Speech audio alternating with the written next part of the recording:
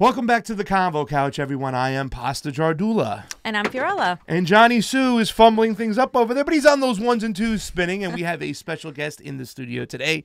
He's been on the show before. You know him. He's running against Nancy Pelosi in San Francisco for Congress. With us today, friend of the fam, Shahid Buttar is here. How you doing, Shahid? So good to be with you. Thanks. Thanks for coming back, man. Your personality is really growing. You're getting out there. We saw you on Jimmy Dore last week. You've been making the rounds. You've been really hitting the ground hard, and your campaign seems to be in full stride. What's going on up there? You want to give us a little glimpse of what's going on? Sure. There's a hive that's emerged around our campaign, a community that is energetic, diverse, inspired, increasingly ubiquitous around the city. The military escalation in Iran that our criminal president initiated, with Speaker Pelosi unfortunately paving his road to war before then trying to close the doors after the horses had escaped. That really prompted a lot of action here in San Francisco. So there have been several marches and rallies over the last week, and I've been fortunate to have the chance to speak at several of those. We've been continuing our field operations, so canvassing and dropping lit across the city, basically building the base that we're going to need to beat Pelosi in November. And really very excited about the presidential debate this evening. And, we're all in for Bernie, and I'm looking forward to doing everything I can, as we have been on the ground here in San Francisco, to deliver the most populous state for our next president. Yeah. You described that, too, that transpartisan consensus around the middle. We caught you in that video. You were talking about it with Jimmy Dore. You even highlight the commonalities between libertarians and progressives, which I do like, because I consider myself to be a progressive, but I consider myself to have a lot of libertarian views, like a lot of my fellow friends across America. And you said the divide is not necessarily between the right and the left, it's between the center and the peripheral. Can you give us a little insight to what that's all about? But more importantly, how do you expect a lot of libertarian-minded people to come vote for you, especially when the Democratic Party, and even in California, has been so resistant to letting outsiders come in? Yes. Great questions. Let's start with the second in terms of the bringing in libertarians to support our cause. I think a lot of libertarians are outraged, particularly by the surveillance state that Speaker Pelosi is an architect of. And a lot of them aren't going to like my positions on the federal jobs guarantee and the Green New Deal. They're not necessarily going to like my support for universal health care and Medicare for all. Yeah. But frankly, I think because they're libertarians, they're aghast enough by paramilitary police, and they're aghast enough by mass surveillance, and they're aghast enough by executive secrecy and Speaker Pelosi's unfortunate and longstanding complicity in executive secrecy across contexts, across administrations. I think those folks are naturally, and have already seen in our campaign, an ally. And now I've gone and forgotten the first part of your question. It was 2 minutes. Can you give me the first part again? Well, I mean, I wanted to know pretty much how you're going to get people into that, libertarians that come vote for a Democrat, especially when the Democratic Party has just given any outsiders the Heisman Trophy, the stiff arm. They're not letting people in. So I know the party itself, how do you overcome that, when you have to run as a Democrat, when you're not the everyday Democrat?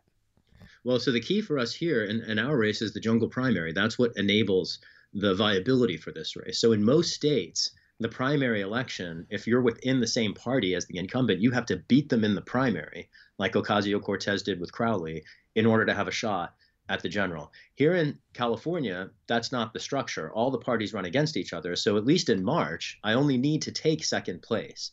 And to that extent, as much as I appreciate the support of any voter, whatever their ideological inclination, San Francisco is a Democratic Party town. Like, there are libertarians here, they exist, but it's a Democratic Party town. So, as much as that part of the strategy is an integral one for our victory in November, really the key for us both in March and November is just reaching out across the city, engaging the members of the community who might not be as involved in politics, folks who might not be paying as much attention.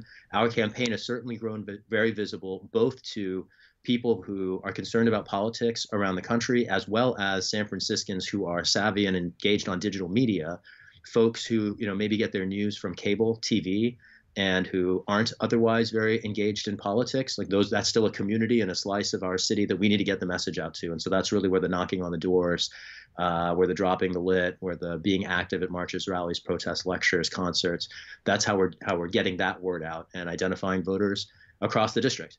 And ultimately that's how any election gets won, right? It's by recruiting and identifying voters, by mobilizing and inspiring and connecting volunteers, and by recruiting the support of the donors across the country. At this point, we're about 100 people off of 9,000 donors across the country, and we've got hundreds of volunteers that are active at any given point. And I just feel really grateful for all that support. And to be honest with you, when you ask how we're going to break through the Democratic Party stiff arm, you're right that they're going to try to stiff arm us, but I mean, to be honest, from where I'm standing, given how fast we're moving and how much time we still have left, as far as I can tell, the establishment already lost, and they just don't know it yet. Ooh.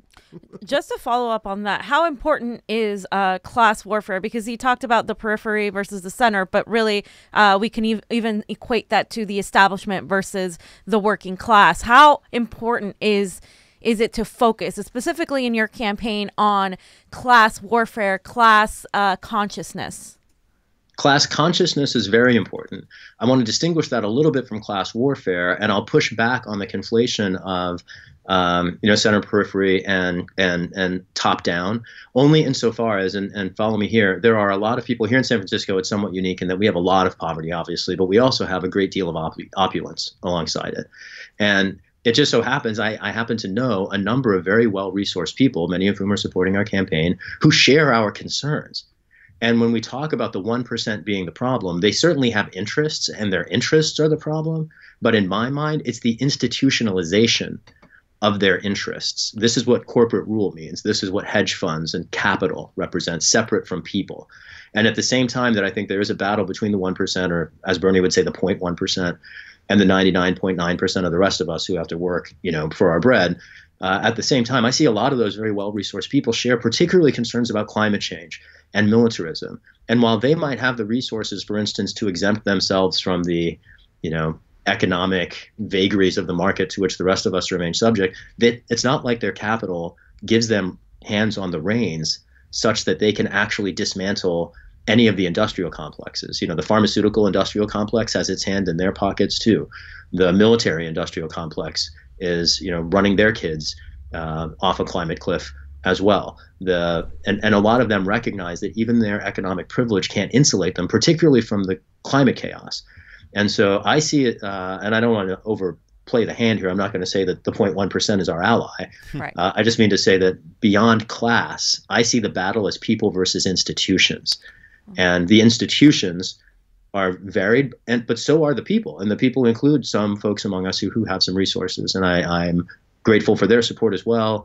To your point, though, to engage it very squarely, when you hear people reticent to engage the progressive, radical, socialist future, I think it's important to remind them, what is ultimately at stake. And I think that's where this class consciousness emerges. So many people take for granted that we have to make life choices, where we live, how we spend our time, what time of day we get up in the morning, around how we put bread on our table.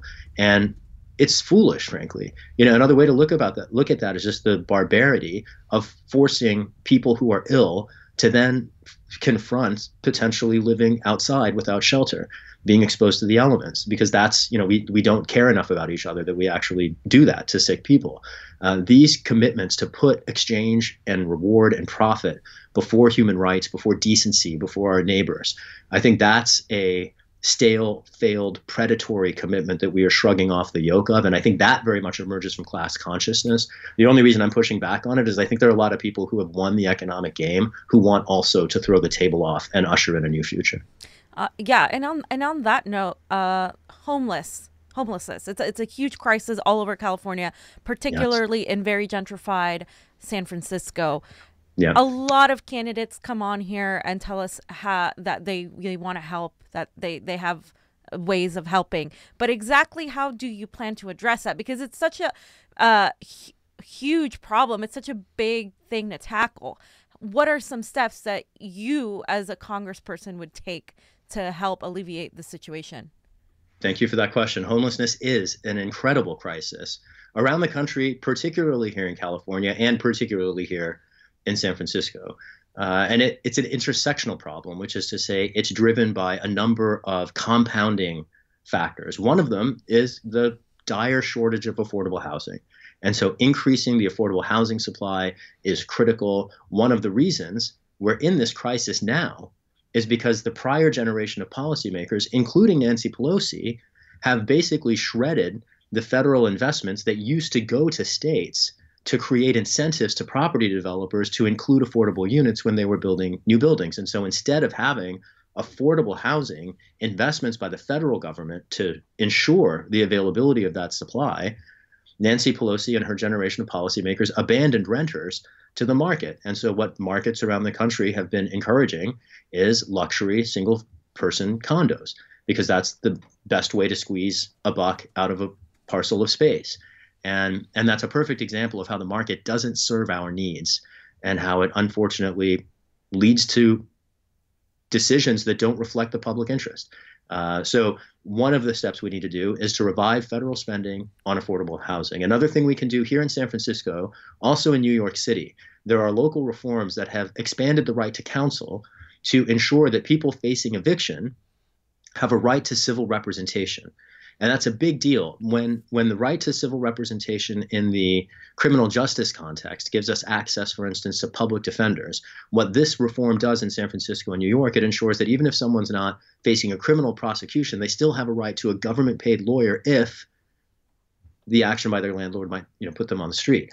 That right to civil representation for people facing eviction, I want to take that to Congress. I want to provide a grants program to ensure that all states can provide that kind of opportunity to their residents. So counsel to keep people in their homes, more money to build more affordable housing. The last piece here I want to throw on the table is Medicare for all. People underestimate how much homelessness is driven by medical crisis. The leading cause of homelessness and bankruptcy is medical debt. And the idea that, people presume, I think a lot of times, that when you see someone who is unhoused, that maybe they made some bad decision or maybe they're addicted to something. More often than not, those are simply our neighbors who got sick. And it pains me. In San Francisco, you really can't walk outside without passing some set of people in a tent on the street. And it's a reflection of our shared failure. And if policymakers put the money into affordable housing that we should, if policymakers ensure that Americans can get to a doctor and get medicine instead of being forced into the street, the way, if we ensured those human rights, we wouldn't have this problem. And that crisis is a reflection, I think, of the failure of the past. And one of the reasons why I'm so confident that San Francisco is eager, like so much of the rest of the country, to welcome a brighter future. That's some great stuff there. I really do like that. That's wow, that's good.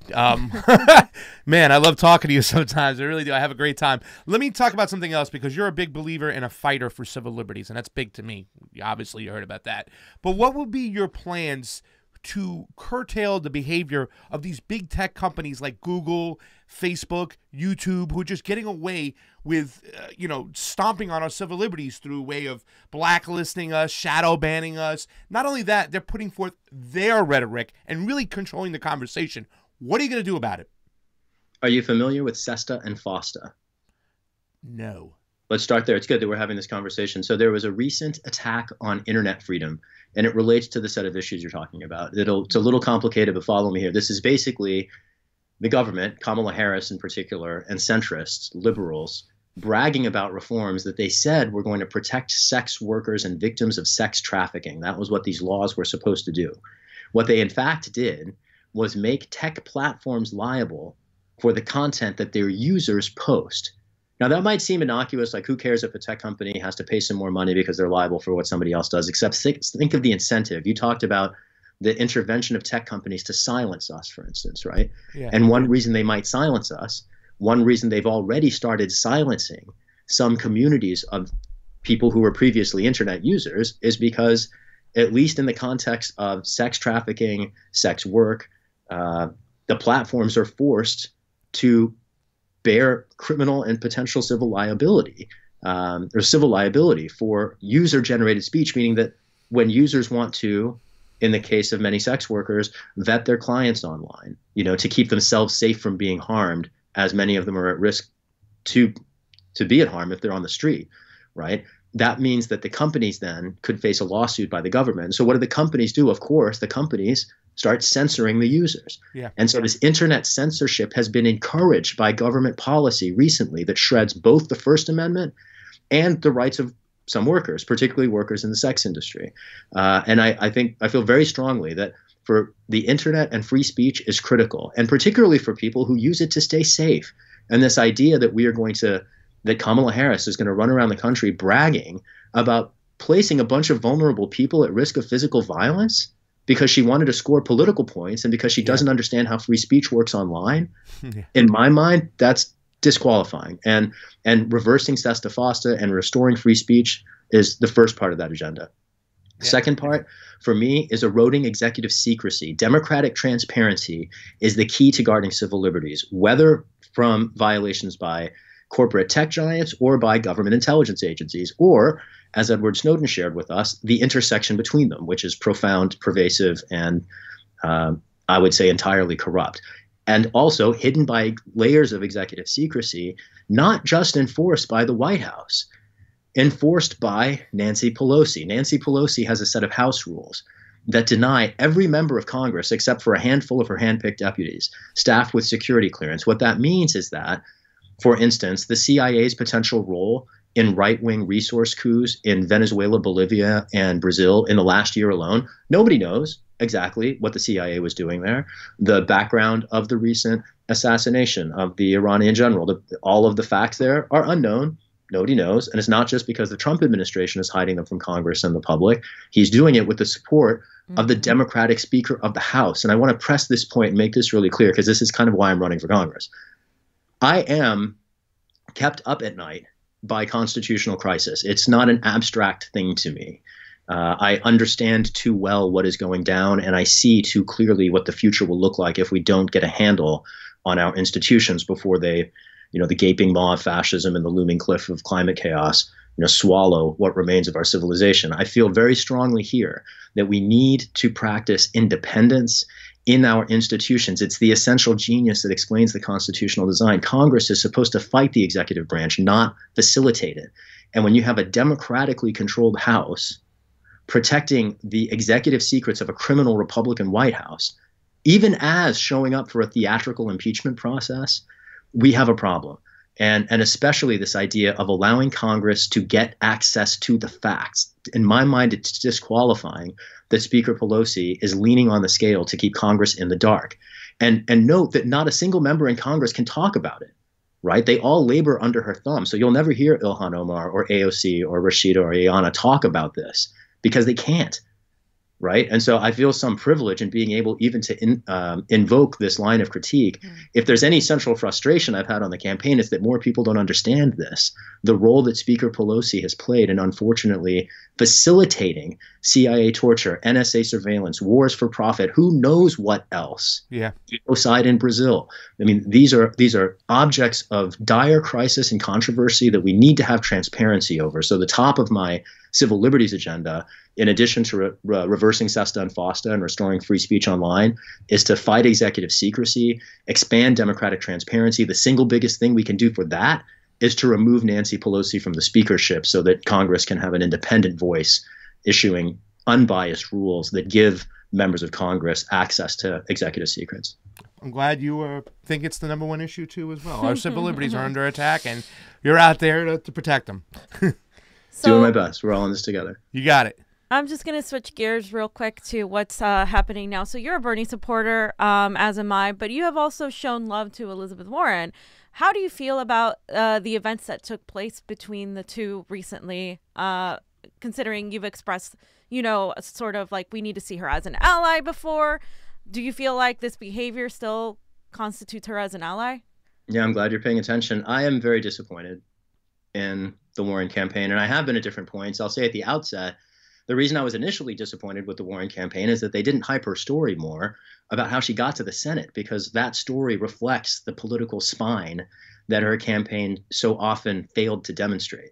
And in the last couple days, I feel that the campaign has tried to contrive a spine in a particularly untenable place by, trying to kick Bernie down the stairs for supposedly, dismissing the possibility of a female president. Bernie supported a woman in the White House. He wanted Warren to run in 2016. He only ran in 2016 because she declined. Absolutely. He's on tape from decades ago predicting and promoting a woman in the White House. So this canard, this smear, frankly, of sexism, I think is opportunistic. It doesn't fit the facts. And it's certainly disappointing. I will go back to, and when you describe me showing love for Liz, I'll reinforce the same principle. I think we as Bernie supporters are well served by being ambassadors for Bernie's campaign. And the key to that is, frankly, by us having a smile on our face when we're talking to our neighbors, even those who might not see eye to eye with us. For us, as we're doing street canvassing and knocking on doors, the first thing we impress upon volunteers is you don't have to get in debates. Like, it's somebody who doesn't see eye to eye with you. You can share information. You can see differently. You can have different opinions, and you can still be neighbors. That's cool. It's all right. Just go on to the next house. You know what I mean? Yeah. Like, that's what politics are supposed to be about. You don't have to get down into these lockdown, drag-out fights with everyone. And when we think about Bernie and Liz, I think they have correctly recognized that they, on the Hill, frankly, have long been allies. They've been friends for decades, and with good reason. They've backed each other up in fighting the corporate establishment. Now, when I look at Liz Warren's presidential campaign, the continuity of her foreign policy with the military-industrial fossil fuel extraction complex by force is disqualifying. When I look at Liz, when I look at her campaign, I really wish that they were bolder and going to the mat and championing for the full-throated socialist visionary policies that have defined Bernie's campaign. But, the Warren campaign hasn't.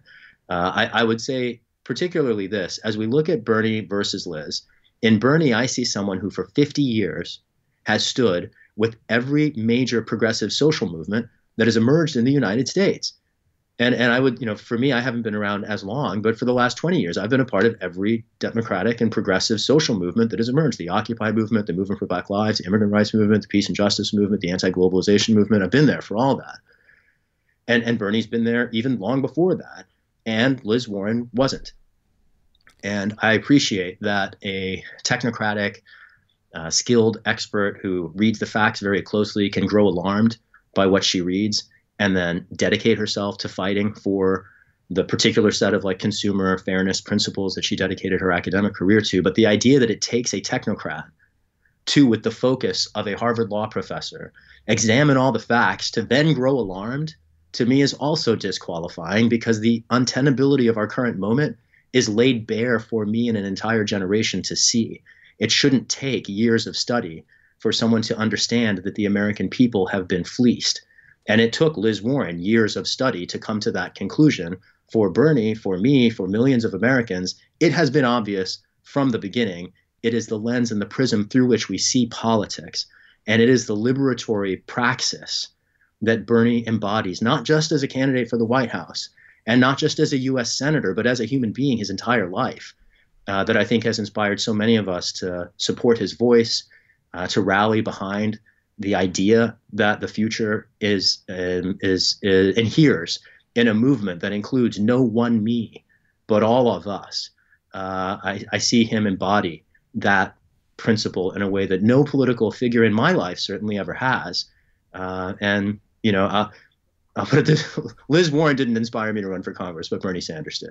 Right. I mean, bottom line, one is going to change the actual status quo structure of the party, basically, and the other one is still trying to work within the reins of the system and fix it. As someone that understands both as a canvasser and as media, though, as a canvasser, obviously you're not going to debate with people, you're not going to argue with them, you're going to be very positive, and that's why it was so frustrating this smear, because you are told to do the exact opposite.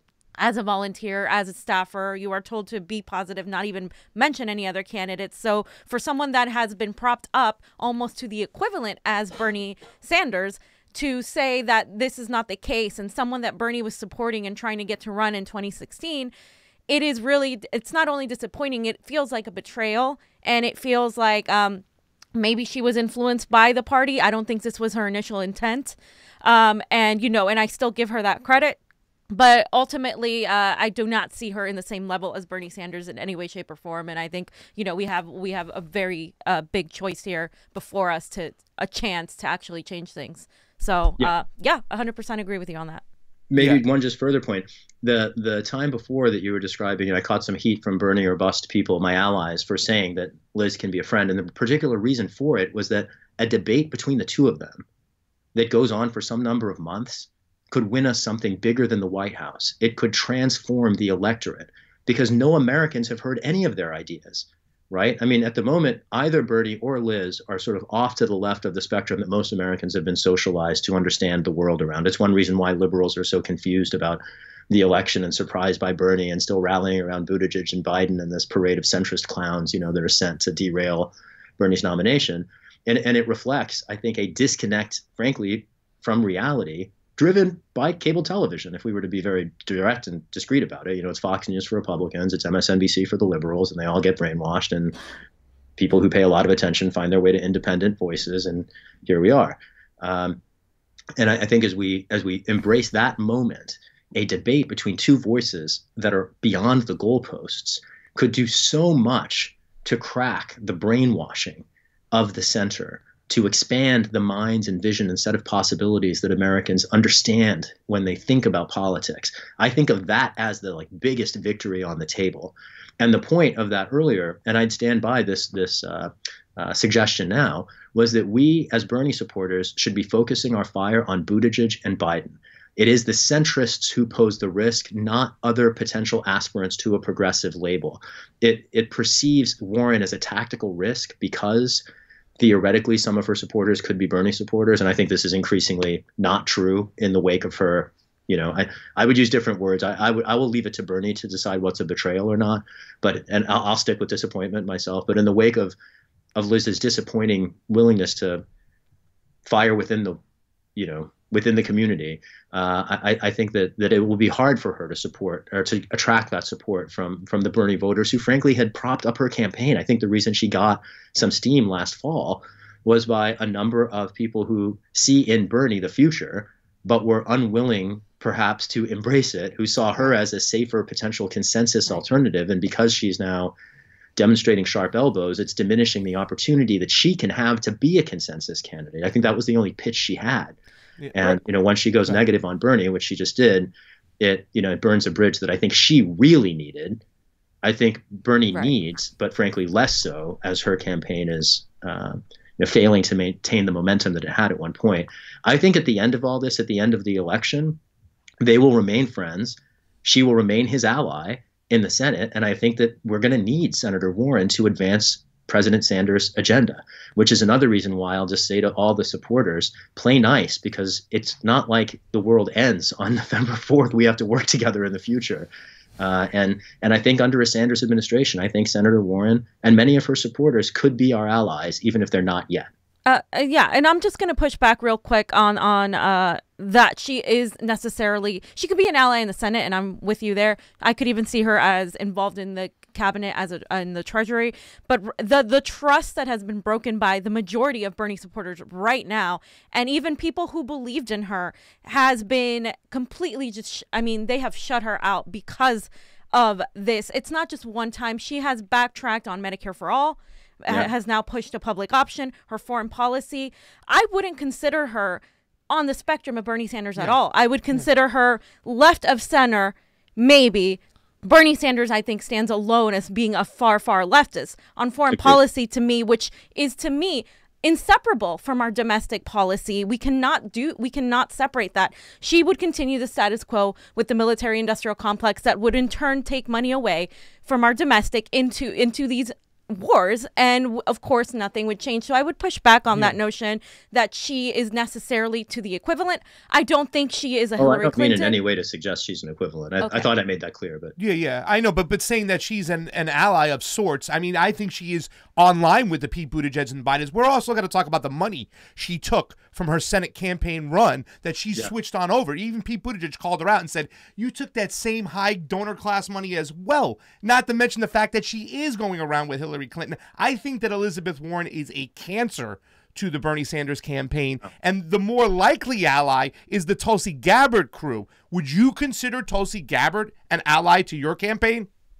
Just to distinguish crews versus candidates, and part of what this whole controversy is being driven by is criticism not of Bernie, but ultimately supporters of his, right? And a little, there was this whole thing about the comments supposedly at a dinner that I think Liz also, inflated and seems to have mischaracterized. But all I mean to say is I think all of us are allies. And that's the point I'm trying to get at. There's an election right now, so people think about this all through competitive terms. Mm-hmm. But at the end of the day, I guess Tulsi hasn't necessarily, she's I think her future in the House is, she's got her decisions to make. But all I mean to say is that certainly Liz, and I hope Tulsi and Bernie, like, we'll all be in Washington together. And the reason I'm disinclined to demonstrate sharp allies with and I will say allies here, and as much as I hear your point that Liz is not in the same place as Bernie, and I've said that before and I'll say it again, she's not Bernie Sanders by a mile. When Bernie's fighting Wall Street, Liz is going to be by his side. And that's critical because nobody in Washington shifts anything alone. Right? Yes. And I agree with you that she would, if she was the president, she would continue the military industrial complex. I think when Bernie is fighting it, when she's in the Senate, I think she might show up for that fight with Bernie's in the lead, and she doesn't have to demonstrate the political will and independence that you do as a president. That's why we want Bernie to be the president, because he has the strength of conviction demonstrated for decades. Yeah. I want us to be very careful before we write off potential allies only because they're opponents in an election. Does that make sense? And I see Liz Warren through the longer arc of her longer career. And yes, she was a Republican till she was in her 40s. And to me, like, right, no, I can't have a president like that. But I also see her. I've seen her work against the banks. I've seen her work with the Consumer Financial Protection Bureau. I saw her work under the Obama administration, pushing it from the left. I was part of the Occupy movement. She was one of our most stalwart allies, right behind another U.S. senator, the future president, Bernie Sanders. And so I remember that history, and I'm not willing to throw her under the bus just because she and Bernie are locked in a struggle at the moment, because there is a future and we have to work at it. Yeah. Okay. I didn't want to step on my partner's toes here because I'm so anxious to say this, but I'm thinking strategically, and I know what you're saying, Shah, and I'm not trying to pin anybody against each other. I'm not trying to be tribal here whatsoever, but strategically, when I talk about the Tulsi Gabbard campaign, because there seems to be a big separation between the crews. There's a lot of Bernie Warren people. There's a lot of Bernie Tulsi people. And my mentality is let's not attack anybody. But some of those people have come under such big attacks online.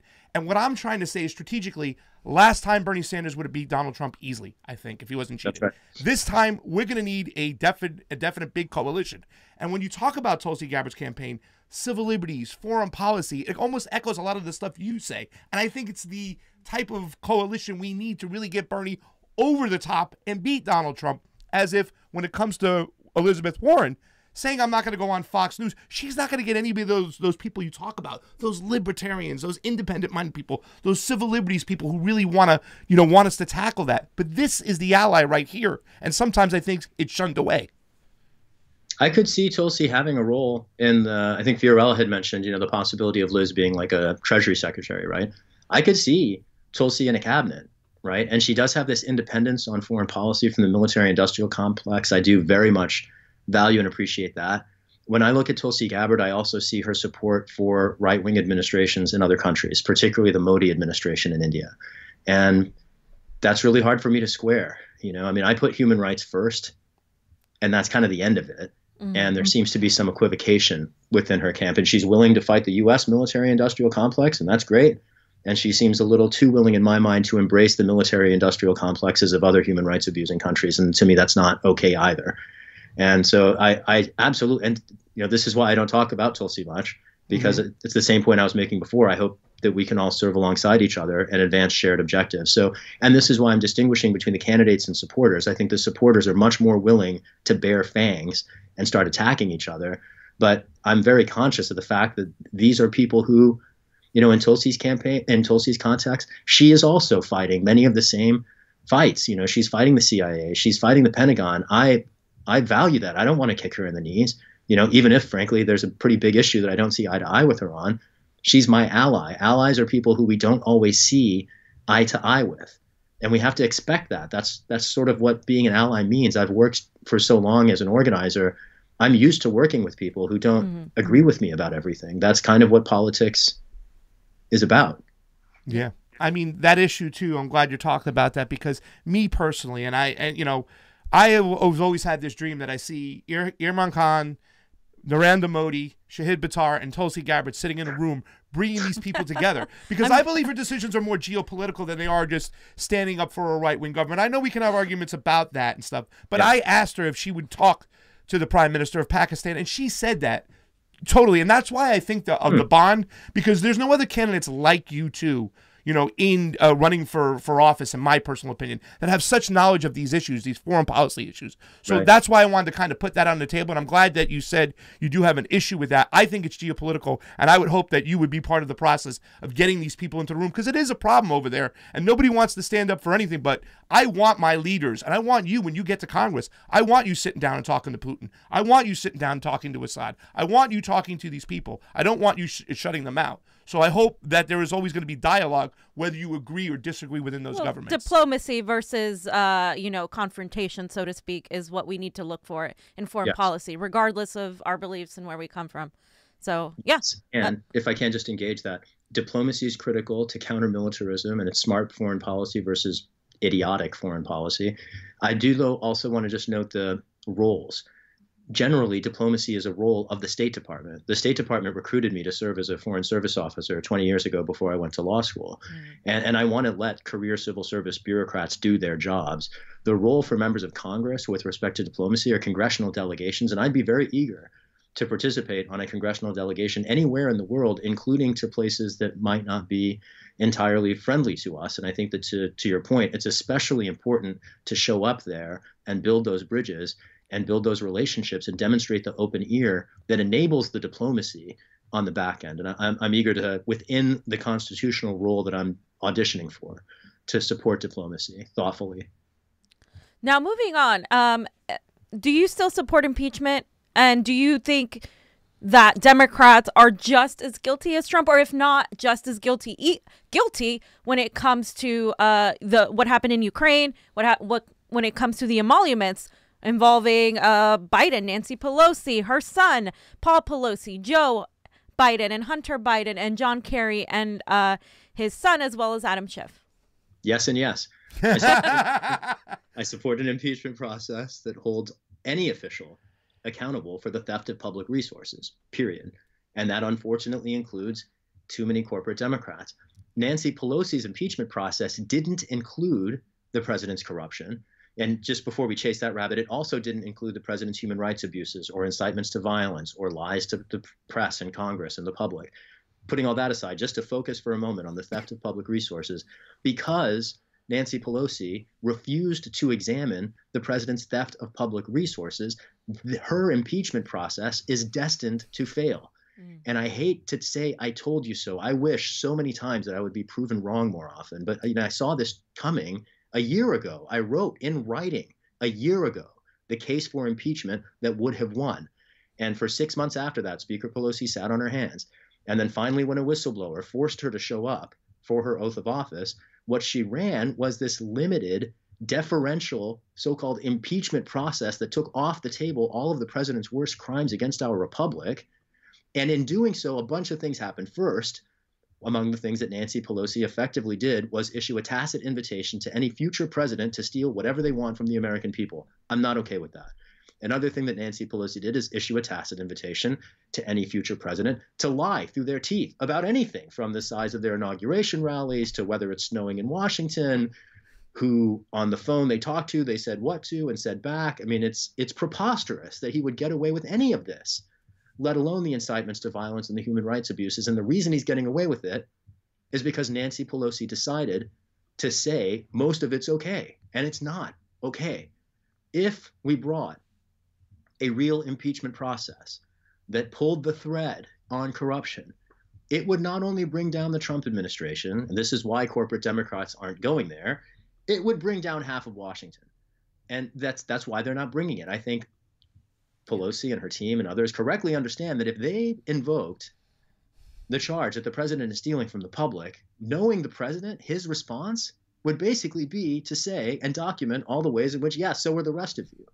Another way of putting that is that we, the people of the United States, are currently paying profound constitutional costs for the corporate corruption of the Democratic Party, because it has built a glass house from which it is unable to throw the stone necessary for accountability.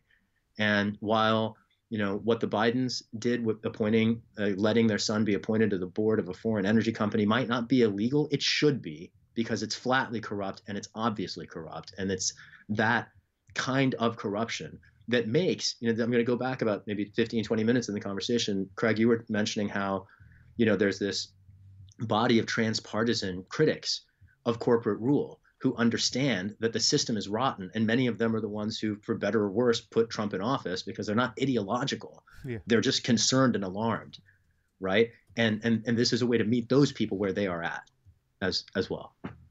Well, this is the last question. We're going to get you out here. We're running low on time, but we have to ask this. I was going to ask this as the last question, but we have a Super Chat contribution from Mitch Osborne. Thank you, Mitch Osborne. As the Super Chat contribution is always appreciated on the couch. That's my little thing, A little jingle. Don't worry about it. He said, can we get a question on Shahid's stance on the current treatment of Julian Assange? And then we'll close us out and do it, buddy. Right on. I'm concerned about whistleblowers anywhere being denied their rights. And on the one hand, Assange has a complicated history. It doesn't diminish the extent to which he's gotten facts to the public that before were secret. And if we are meaningfully committed to transparency, we can't shoot the messengers, period.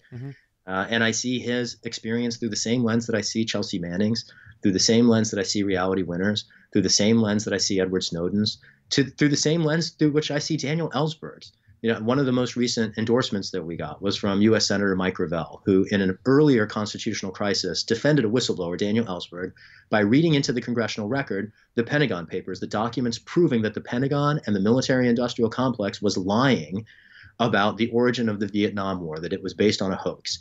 And the reason Daniel Ellsberg is a national hero and not an international exile is because there was a Mike Gravel to support him in the Senate. And the reason that Edward Snowden is in exile instead of a hero is because there's no member of Congress who was willing to stand up for their oath of office when he fell on his sword and gave up his career to come forward with the facts to alarm the public that executive officials under the Obama administration, not even under Trump, were lying and had been lying for years. And none of those lies have been corrected. None of those problems have been fixed. Pelosi recently extended the Patriot Act for 3 years, extending the surveillance powers of a tyrant who she is supposedly resisting in Washington while opposing his trade policy and foreign policy and yada, yada, yada. Anyway, I'll get off my high horse, but I'm with respect to whistleblowers, Julian Assange and others, I'm very eager to defend transparency against executive secrecy, full stop. Yeah. Well, I'm glad you always swing it back to our most important issue, our civil liberties, and just we have this thing going. That's great. You know, Shahid, it's always great having you on. I mean, I wish you nothing but the best of luck. I wanted a couple years ago before I started the show.